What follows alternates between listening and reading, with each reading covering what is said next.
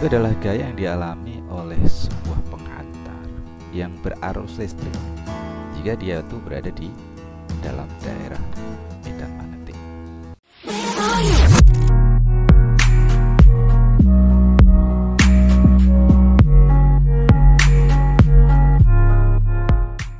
Assalamualaikum warahmatullahi wabarakatuh.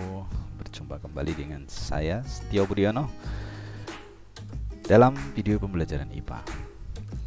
Anak-anakku semuanya, pada kesempatan kali ini saya akan menyampaikan materi tentang gaya Lorentz. Apa itu sebenarnya gaya Lorentz atau gaya magnetik ya? Itu adalah gaya yang dialami oleh sebuah penghantar yang berarus listrik jika dia itu berada di dalam daerah medan magnetik. Nah, contohnya pada gambar di sini. Coba Anda perhatikan di sini. Ini ada sumber, ya, sumber listrik. Dan sumber listrik yang dipakai ini DC ya, jangan yang AC. Kemudian ini ada tanda lebih tinggi, ini berarti positif, rendah tuh berarti negatif. Nah, ini berarti arus listriknya mengalir ke kiri, kemudian ke atas melalui penghantar yang kita letakkan di antara ujung kutub utara dan selatan dari magnet apa ini ya? Anda pasti tahu ini adalah magnet U. Ya, kemudian dia mengalir ke sini. Nah, tentu dia bisa mengalir karena tadinya saklarnya sudah kita hubungkan. Kalau gambar ini terbuka, ini sebenarnya saklarnya sudah terhubung ya, umpamanya sudah terhubung. Nah, apa yang terjadi ketika dia itu sudah melewati daerah ini tuh ternyata penghantarnya ini naik ke atas ya. Ini diberi tanda F seperti ini. Ini F itu berarti menandakan sebuah gaya. Jadi penghantarannya ini akan bereaksi atau berinteraksi karena penghantar yang dilalui arus listrik kan sebelumnya Anda sudah tahu ya, dia kan timbul ada medan magnet.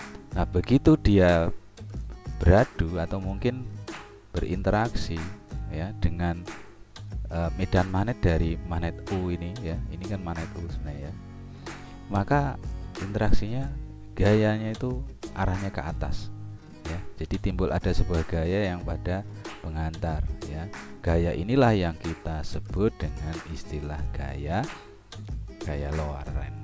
Nah, nanti lebih mudahnya apabila anak-anakku semua pengen tahu cara menentukan arah gaya Lorentz yang ditimbulkan oleh penghantar yang berarus listrik berada di daerah medan magnetik seperti ini, itu kita bisa dengan menggunakan aturan tangan kanan ya.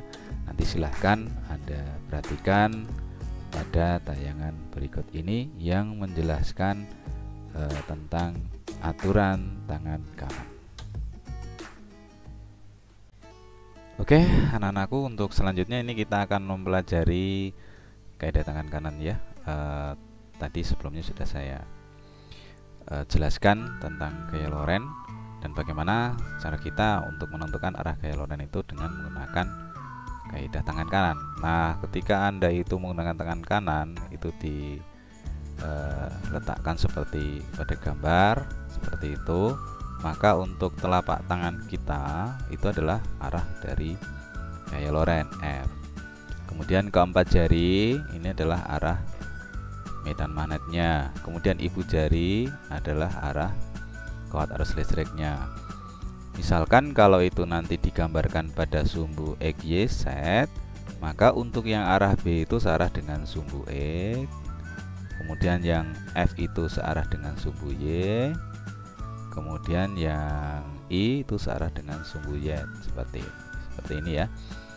Dan nanti juga Anda bisa menentukan untuk arah-arah itu dengan lambang seperti ini, cross sama dot ya, yang sebelumnya pernah saya sampaikan. Jadi untuk yang cross itu sebagai arah masuk ke bidang gambar, untuk yang dot titik ya, yang titik itu sebagai arah keluar dari bidang gambar. Nah, sebagai contoh seperti pada gambar ini. Ini misalkan kita merentangkan kawat AB ya. Kawat AB mendatar seperti ini, tapi kita belum menentukan ini arah arusnya kemana. Kemudian untuk Yang bagian atas itu kita letakkan ujung dari magnet itu kutub U, lalu yang bawah itu kita letakkan ujung magnet kutub S. Umpamanya ya, umpamanya di sini itu kita beri arah arus dari A ke B, misalnya seperti ini adalah arah arus I. Nah, tentu kita sudah tahu kalau untuk medan magnetnya berarti arahnya kemana? Ini berarti arahnya ke bawah. Dari U ke S ya, ini arah B. Nah, kemana arah gaya Lorentz-nya? Nah, kalau misalkan kita dengan menggunakan sumbu XYZ, berarti yang I itu searah X, itu I-nya. Kemudian yang B itu berlawanan dengan arah Y, itu berarti ke bawah. Ini adalah yang B. Sehingga nanti kalau kita gunakan dengan aturan tangan kanan, maka arah F-nya searah dengan sumbu yang mana? Nah, coba Anda terapkan. Jadi yang keempat jari itu ke bawah, kemudian ibu jarinya ke kanan, maka telapak tangan kita ternyata menjauhi diri kita atau berlawanan arah dengan sumbu Z. Berarti arah F-nya itu ke sana ya. Ini arah F-nya. Nah, ini ke sana, ini arah F-nya. Berlawanan arah dengan sumbu Z. Kalau nanti ini digambarkan dengan lambang apa? Cross dan dot tadi. Seumpama untuk yang F ini saya ganti ke warnanya. Yang F itu adalah apa? Yang F itu adalah yang X, karena ini kan menjauhi kita atau masuk ke bidang gambar. Ini yang F-nya. Maka untuk yang I itu panahnya ke kanan, sedangkan yang B itu panahnya ke bawah, seperti ini. Jadi yang arah B itu ke bawah, arah I itu ke kanan, sedangkan arah F-nya itu masuk ke bidang gambar. Ini ya. Jadi ini adalah kaidah tangan kanan yang memudahkan kita untuk menentukan arah dari gaya Lorentz. Oke, kalau tadi kita sudah belajar tentang cara menggunakan kaidah tangan untuk menentukan arah gaya Lorentz. Nah, pada tayangan selanjutnya ini kita akan belajar menghitung gaya Lorentz ya. Perlu anak-anak ketahui bahwa besarnya gaya magnetik atau gaya Lorentz itu yang dialami penghantar berarus listrik yang ada di dalam medan magnet itu dipengaruhi oleh beberapa faktor. Faktor yang pertama yaitu kuat arus listrik ya. Kemudian yang kedua kuat medan magnet. Kemudian yang ketiga adalah panjang penghantar. Nah, kalau ini dituliskan secara matematis, nah ini bisa dirumuskan seperti pada tayangan ini ya. F sama dengan B kali I kali L, di mana F adalah gaya magnetik atau gaya Lorentz. Apa satuannya? Betul, Newton. Kemudian yang B kuat magnet, satuannya adalah Tesla. Ya. Kemudian yang kuat arus listrik I, satuannya adalah ampere. Lalu yang L panjang penghantar, satuannya adalah meter. Nah, ketika Anda itu nanti menghitung, harus Anda perhatikan, anak-anakku perhatikan satuan-satuannya ya. Terutama kita itu sering lupa ini di satuan panjang. Untuk satuan panjang penghantar nih, nanti kalau misalnya satuannya itu cm ya harus Anda rubah dulu menjadi meter. Jadi anak-anak harus ingat ya, kalau 1 cm itu setara dengan 1 per berapa? 100 meter. Oke. Nanti dengan ini anak-anak tidak akan salah ya, kalau dengan ketentuan seperti ini. Baiklah, ini saya berikan contoh soalnya untuk soal yang berhubungan dengan gaya Lorentz. Pada tayangan tertulis sebuah penghantar yang panjangnya 40 cm terletak di daerah medan magnet yang memiliki kuat medan magnet 2 Tesla. Ya, jika penghantar tersebut dialiri arus listrik 2 ampere, berapakah gaya magnet yang timbul pada penghantar? Oke, kita coba hitung ya. Di sini yang diketahui apa saja? Yang diketahui yaitu L 40 cm, Ini dirubah ke meter, jadi 40 kali 1/100 itu menjadi 0,4 ya, 0,4 meter. Kemudian berikutnya yang diketahui apa? B nya yaitu 2 Tesla, lalu I nya 2 ampere. Nah, yang ditanyakan adalah F nya berapa. Nah, kita selesaikan dengan rumus tadi ya. Penyelesaiannya berarti dengan persamaan apa? F sama dengan B kali I kali L ya. Jadi 2 kali 0,4 sama dengan berapa? 1,6 Newton. Demikian ya. Ini adalah contoh soal yang berhubungan dengan cara menghitung gaya Lorentz atau gaya magnetik. Baiklah, pada tayangan berikut ini kita akan membahas tentang penerapan gaya Lorentz pada motor listrik. Nah, dalam kehidupan sehari-hari saya yakin anak-anakku sudah mengenal istilah motor listrik ya. Nah, ini banyak sekali penggunaan motor listrik dalam kehidupan kita sehari-hari. Motor listrik itu digunakan untuk mengubah energi listrik menjadi energi gerak. Contoh misalnya motor listrik ada di kipas angin. Nah, itu ketika ada sumber energi yang dimasukkan ke dalam kipas, yang mengalir ke dalam kipas, maka baling-baling pada kipas angin akan berputar.